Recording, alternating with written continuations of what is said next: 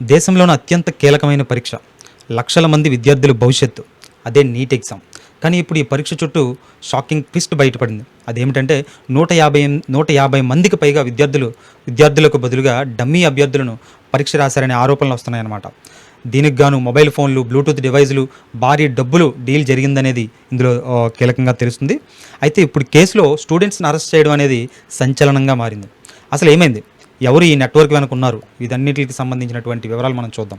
అలాగే ముఖ్యంగా దీంట్లో చూసుకున్నట్లయితే నీట్ అనేది దేశవ్యాప్తంగా లక్షల మంది విద్యార్థుల కల. డాక్టర్ అవ్వాలనే ఆశయంతో రాత్రింబవళ్ళు చదివే పేద మధ్యతరగతి పిల్లల భవిష్యత్తు. కానీ ఈ కళల వెనక ఒక ప్రైవేటు మాఫియా నడుస్తుందని మీకు తెలుసా? ఒక పాస్వర్డ్ ప్రొటెక్టెడ్ పీడిఎఫ్, కొన్ని కోట్ల రూపాయల డీల్ వెలుగులోకి వస్తున్న విస్తుపోయే నిజాలు. నీట్ కేసులో అసలు ఏం జరుగుతుంది, సిబిఐ వేటలో చిక్కిన ఆ 5గురు ఎవరు, ఈరోజు పూర్తి వివరాలు అనేది ఈ వీడియోలో తెలుసుకుందాం. మీరు సోషల్ మీడియా ఓపెన్ చేసినట్లయితే ఇప్పుడు ప్రజెంట్ ఎక్కువగా వస్తున్నటువంటి వార్తలు అనమాట. మెయిన్ స్ట్రీమ్గా కానీ దేశం మొత్తం కూడా దీని మీద ఫోకస్ చేయాల్సినటువంటి పరిస్థితి ఏర్పడింది. ముఖ్యంగా దీన్ని మనం అర్థం చేసుకోవాలంటే అసలు నీట్ అంటే ఏమిటి అనేది మనకు తెలియాలి. అంటే ఈ నీట్ అంటే ఏంటి, అసలు ఈ పరీక్షకు ఎందుకు అంత ముఖ్యమైనది అనేది తెలుసుకున్నట్లయితే దీంట్లో ఉండే సీరియస్నెస్ మనకు అర్థమవుతుంది. నీట్ అంటే national eligibility cum entrance test అంటాం. దేశవ్యాప్తంగా మనకు వైద్యం చేసేటటువంటి డాక్టర్లు కావాలంటే ముందుగా వాళ్ళు స్టార్ట్ అయ్యే జర్నీ ఈ ఎంట్రన్స్ టెస్ట్తోనే అనమాట. అయితే దేశవ్యాప్తంగా ఎంబీబీఎస్, బీడీఎస్ వంటి మెడికల్ కోర్సుల్లో అడ్మిషన్ కోసం ఈ పరీక్ష నిర్వహిస్తారు. ప్రతి సంవత్సరం లక్షల మంది విద్యార్థులు ఈ పరీక్ష రాస్తారు. ఒక్క మార్కు కూడా జీవితాన్ని మార్చే స్థాయిలో పోటీ ఉంటుంది. అయితే ఇలాంటి కీలకమైనటువంటి పరీక్షలో ఇప్పుడు ఈ భారీ అక్రమాలు వెలుగులోకి వచ్చాయి.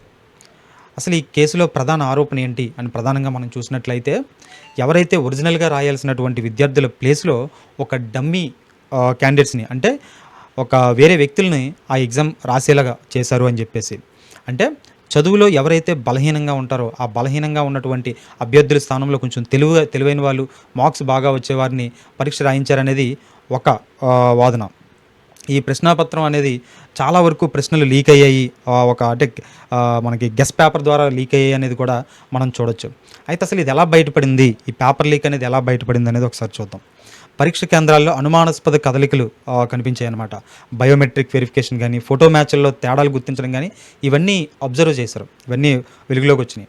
దీంతో పోలీసులు మరియు అలాగే స్పెషల్ టీమ్స్, సిబిఐ కూడా దర్యాప్తు ప్రారంభించాయి. నీట్ యూజీ ప్రశ్నాపత్రం లీక్ అయిందన్న వార్త దేశాన్ని కుదిపేస్తుంది. రంగంలోకి దిగినటువంటి సిబిఐ దేశవ్యాప్తంగా సోదాలు నిర్వహించిందనమాట. అలాగే జైపూర్, పూణే, ఢిల్లీ, ముంబై ఇలా ప్రధాన నగరాల్లో నెట్వర్క్ విస్తరించింది. అంటే ఇన్ని ప్రాంతాలకు విస్తరించిందంటే దీని సీరియస్నెస్ మనం అర్థం చేసుకోవచ్చు.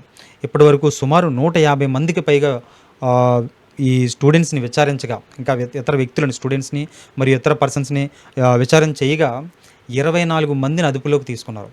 తాజాగా 5గురిని అధికారికంగా అరెస్ట్ చేయడం కూడా జరిగింది. అయితే అసలు ఈ పేపరు ఎలా బయటకు వచ్చింది, పోలీసుల విచారణలో ఎలాంటి విషయాలు తెలిసాయి అనేది చూసినట్లయితే, గెస్ట్ పేపర్ పేరుతో దీన్ని మోసం చేయడం జరిగింది. ఏంటి గెస్ట్ పేపర్ అంటే, మనకి ఎగ్జామ్ ముందు మాక్ ఎగ్జామ్లు జరుగుతాయి.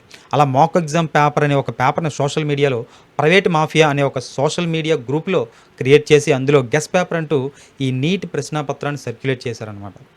అయితే ఇది పాస్వర్డ్ ప్రొటెక్టెడ్ పీడిఎఫ్. అంటే ఏంటి, ఆ పాస్వర్డ్ టైప్ చేస్తే తప్ప ఈ డాక్యుమెంట్ అనేది ఓపెన్ కాదనమాట. ఇది అందరికీ కనిపించదు. సో కేవలం డబ్బులు చెల్లించి వాళ్ళు ఇచ్చే పాస్వర్డ్ కొడితేనే ఓపెన్ అయ్యేలా ప్లాన్ చేశారు. అయితే దీనికి మహారాష్ట్రలోని నాసిక్లో ఈ ప్రశ్నపత్రం ప్రింట్ అయ్యిందని, అక్కడ నుంచే లీక్ అయ్యి ఉండవచ్చని పోలీసులు అనుమానిస్తున్నారనమాట. అయితే ఈ స్కామ్ వెనక ఉన్నది ఎవరో తెలిస్తే నిజంగా షాక్ అవుతారు. రాజస్థాన్, హర్యానా, మహారాష్ట్రాలకు చెందినటువంటి వారు ఇందులో ఉన్నారు. ఇందులో ముఖ్యంగా రాజస్థాన్కి చెందిన మంగీలాల్ బివాల్, వికాస్ బివాల్, దినేష్ బివాల్ వీరిని ప్రధానంగా అరెస్ట్ చేశారు. అలాగే హర్యానాకు చెందినటువంటి యష్ యాదవ్ అనేవాడిని, ఇలా మహారాష్ట్ర నాసిక్ చెందిన శుభం కర్నర్ అని చెప్పేసి వీళ్ళంతా కూడా ఏంటంటే ఒక గొలుసు కట్టు లీకేజీలో కీలక పాత్ర పోషించారనమాట. అంటే ఏదో ఒక్కరు చేసింది కాదనమాట, ఇది పెద్ద మాఫియా ఉంది బ్యాక్ సైడ్ వెనకాతలు అనేది. మరీ ముఖ్యంగా రాజస్థాన్ మాజీ ముఖ్యమంత్రి అశోక్ గెహ్లట్ ఆరోపించినట్టు ప్రకారం ఒక నిందితుడు అధికార పార్టీకి చెందిన నాయకుడు కావడం గమనార్హం. అంటే ఒక రాజకీయ బ్యాక్గ్రౌండ్ కూడా ఉంది ఈ ఘటన వెనకాల అనే అనుమానాలు అనమాట. దీని తర్వాత ఈ లీక్ అయిన పీడిఎఫ్లో 45 కెమిస్ట్రీ, 90 బయాలజీ ప్రశ్నలు ఉండడం ఒక సంచలనం రేపుతుందన్నమాట. 90 క్వశ్చన్లు 90 ఇందులో నుంచి వచ్చినాయి. ఒకవైపు విద్యార్థుల ఆందోళనలు, మరోవైపు సుప్రీంకోర్టులో పిటిషన్లు వేయడం జరిగింది. Federation of all India medical association అనేది కూడా ఈ వ్యవస్థపై దీని మీద ఒక ఆగ్రహం వ్యక్తం చేసిందనమాట. కష్టపడి చదివి విద్యార్థికి సీటు దక్కాలా, లేదా డబ్బున్న వాడికి పేపర్ అందాలా, ఈ విచారణ ఇంకా ఎన్ని తలకాయలు బయటపడతాయో మనం ఇంకా వేచి చూడాలి. ఇంకా ఇన్వెస్టిగేషన్ జరుగుతుంది. అయితే ఇప్పుడు ఈ కేసులో స్టూడెంట్స్ అరెస్ట్ చేయడం అనేది పెద్ద సంచలనంగా మారిందనమాట. వీరిని పరీక్ష మాఫియాతో సంబంధాలు ఉన్న వ్యక్తులుగా పోలీసులు అనుమానిస్తున్నారు. అంటే వీళ్ళు అప్రోచ్ అయితేనే కదా వాళ్ళు చేస్తారు, అలా అనమాట. వీరు డమ్మీ అభ్యర్థులను ఏర్పాటు చేయడం, డబ్బులు లావాదేవీలు నిర్వహించడం వంటి పనుల్లో కీలక పాత్ర పోషించినట్లు తెలుస్తుంది. అయితే పోలీసులు ఏం స్వాధీనం చేసుకున్నారు వీరి దగ్గర నుంచి అని చూసుకున్నట్లయితే మొబైల్ ఫోన్లు, అలాగే డాక్యుమెంట్లు, డిజిటల్ ఆధారాలు స్వాధీనం చేసుకున్నారనమాట వీరి దగ్గర నుంచి. కొన్ని చోట్లయితే బ్లూటూత్ డివైజులు, చీటింగ్ ఉపయోగించి ఎలక్ట్రానిక్ పరికరాలు కూడా గుర్తించినట్లు వార్తలు వస్తున్నాయి. అయితే ప్రధానంగా ఏదైతే ఇది ఉందో, ఈ మెడికల్ దాంట్లో జరగడం అనేది చాలా ఇదనమాట. ఇది ఇప్పుడే కాదు, లాస్ట్ టైం కూడా 2024లో కూడా ఇలాంటిదే జరిగింది. మన ఒరిస్సా ఇలా పేపర్ లీకులు జరగడం అనేది చాలా అంటే యువతని చాలా కుంగతీసేటటువంటి పరిస్థితిగా మనం చెప్పొచ్చు. అలాగే ఇలాంటి ఎగ్జామ్ మాఫియా ఎలా పనిచేస్తుందో చూస్తే మనం షాక్ అవ్వాల్సిందనమాట. ఒక ఇన్వెస్టిగేషన్ థ్రిల్లర్ టైప్లో నడుస్తుంది ఈ ఇన్వెస్టిగేషన్ అనేది. అసలు ఈ డమ్మీ అభ్యర్థులను ఎలాగో ఏర్పాటు చేశారు అని చూసినట్లయితే, ముందుగా డబ్బులు తీసుకొని ఎవరైతే బలహీన అభ్యర్థులు ఉంటారో వాళ్ళని టార్గెట్ చేస్తారు. తర్వాత చదువులో టాప్ ఉన్నవారిని వీళ్ళు డమ్మీగా సిద్ధం చేస్తారనమాట. ఫేక్ ఐడీలు, ఫోటో మార్పులు, టెక్నాలజీ సహాయంతో పరీక్షా కేంద్రాల్లో పంపించే ప్రయత్నం కూడా చేశారు అని చెప్పేసి కొన్ని వార్తలు వస్తున్నాయి. అయితే ఇందులో ఎంత డబ్బు తిరిగిందో మనం అసలు ఒక పర్సన్ దగ్గర 30,000 40,000 ఇంకా అలా 5 lakhs వరకు వసూలు చేశారంటే ఎంత జరిగిందనేది మనం చూడొచ్చు. కొన్ని సందర్భాల్లో లక్షల నుంచి కోట్ల రూపాయల వరకు కూడా డీల్ జరిగే అవకాశం ఉందని అధికారులు చెప్తున్నారనమాట. ఎందుకంటే ఆ ఎంట్రన్స్ ఎగ్జామ్ స్టార్ట్ అయ్యారంటే ఒక డాక్టర్గా రిలీజ్ అయిపోవచ్చు. అంటే ఇలా అవకతవకలు జరిగిన తర్వాత వాళ్ళు డాక్టర్లు అయితే మన సమాజ పరిస్థితి ఏమవుతుందో ఒకసారి మీరే ఊహించుకోవచ్చు. అలాగే విద్యార్థులు భవిష్యత్తుపై ఎలాంటి ప్రభావం పడుతుందో కూడా ఒకసారి ఆలోచన చేయండి. ఇప్పుడు ఎంతో కష్టపడి చదువుతారు, ఎంతో సమయం దీని మీద వెచ్చిస్తారు, ఎంతో ప్రెజర్ తీసుకుంటారు దీనికి సంబంధించి. ఇలాంటి మోసాలు నిజాయితీగా చదివే విద్యార్థుల భవిష్యత్తును కూడా చాలా కుంగదీస్తాయి, దెబ్బతీస్తాయి. వాళ్ళ కాన్ఫిడెన్స్ పోతుంది. ఈ మనీ అన్నీ దాన్ని పక్కన పెట్టినట్టయితే వాళ్ళకున్న కాన్ఫిడెన్స్ పోతుంది. దీనివల్ల నిజమైన విద్యార్థులు నష్టం చాలా ఎక్కువగా ఉంటుందన్నమాట. రాత్రింబవళ్ళు కష్టపడి చదివిన విద్యార్థులు ఎవరైతే ఉంటారో వీళ్ళు ఈ సీట్లు అక్రమంగా ఇతరుల చేతిలోకి వెళ్ళే ప్రమాదం అనేది చాలా ఎక్కువగా ఉంటుందన్నమాట. దీంతో మెరిట్ సిస్టమ్ అనేది దెబ్బతింటుంది. ప్రభుత్వం ఇప్పుడు ఏం చెయ్యాలి, అసలు ప్రభుత్వం అనేది ఇరకాటంలో పడిందనే చెప్పాలన్నమాట. కనీసం ఇప్పటి నుంచైనా కానీ ఈ పరీక్ష కేంద్రాల్లో భద్రత పెంచాలి. అలాగే బయోమెట్రిక్ చెకింగ్ ఏదైతే చేస్తారో దాన్ని కొంచెం కఠినంగా చేయాలి.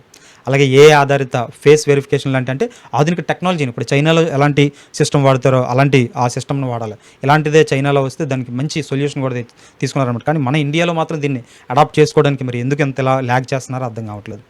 ఈ ఘటన సంబంధించి సోషల్ మీడియాలో కూడా భారీ చర్చ అనేది జరుగుతుందన్నమాట. దీని మీద ప్రజలు ఏమనుకుంటున్నారు అనేది కూడా అంటే చాలామంది, ఎందుకంటే ప్రతి ఒక్కరూ టచ్ అయ్యే టాపిక్ అనమాట ఇది. ఎందుకంటే చాలామంది పరీక్ష వ్యవస్థ మీద ఆందోళన వ్యక్తం చేస్తున్నారు. ఇలాంటి మాఫియాను కఠినంగా శిక్షించాలని డిమాండ్ చేస్తున్నారు. కొంతమంది అయితే నీట్ వ్యవస్థను పూర్తిగా సంస్కరించాలన్నారు. అంటే ఏదైతే ఇప్పుడు ఆఫ్లైన్ ఎగ్జామ్ జరుగుతుందో దాన్ని ఆన్లైన్గా మార్చాలి. అలాగే డైరెక్ట్గా ఒక QR కోడ్ ద్వారా ఏర్పాటు చేయాలి. అంటే ఈ ఫిజికల్ పేపర్ ఏదైతే ఇది ఎక్కువగా ఇలాంటి చర్యలకు పాల్పడుతుంది కాబట్టి ఆన్లైన్ సిస్టమ్ తీసుకురావాలి అనేటటువంటి స్పందనలు కూడా ప్రజల నుంచి వస్తున్నాయన్నమాట. ఒకవైపు లక్షల మంది విద్యార్థులు కష్టపడుతూ తమ కళల కోసం పోరాడుతుంటే, మరోవైపు డబ్బు కోసం కొందరు ఇలా వ్యవస్థను మోసం చేయడం నిజంగా చాలా బాధాకరం. ఇప్పుడు ఈ కేసులో ఇంకా ఎవరెవరి పేర్లు బయటకు వస్తాయన్నది చాలా ఆసక్తికరంగా మారిందనమాట. అంటే ఇంకా ఇన్వెస్టిగేషన్ జరుగుతుంది. ఇందులో ఎవరైనా బ్యాక్ సైడ్ మన ఒక రాజకీయ నాయకుడు విమర్శించినట్టుగా ఎవరైనా పొలిటికల్ లీడర్స్ ఉన్నారా? అంటే ఇంతమంది విద్యార్థులు ముడిపోయినటువంటి దీని మీద ఆ సంస్థ కూడా చాలా పకడ్బందీగా ఉండాలి. కానీ ఇలా ఉండకపోవడం చాలా బాధాకరం అనమాట. ఏముంది, మళ్ళీ పెడతా ఉంటారు. కానీ ఇదే ప్రెజర్ తీసుకొని మళ్ళీ రాయాలంటే అది మామూలు విషయం కాదనమాట. ఓకే, ఈ నీట్ కేసుపై మీ అభిప్రాయం ఏంటి? మళ్ళీ పరీక్ష నిర్వహించాలా వద్దా? లేకపోతే ఆల్రెడీ నష్టపోయిన స్టూడెంట్స్కి ఏం చేస్తే న్యాయం జరుగుతుంది? ఇలాంటి ఎగ్జామ్ మాఫియాలను ఎలా అరికట్టాలి? మీ అభిప్రాయం అనేది ఖచ్చితంగా కామెంట్లో తెలపండి. మీకు ఈ వీడియో నచ్చినట్లయితే లైక్ చేయండి, షేర్ చేయండి. ఇంకా ఇలాంటి అప్డేట్స్ కోసం ఈ ఛానల్ని సబ్స్క్రైబ్ చేసుకోవడం మర్చిపోవద్దు. Thank you.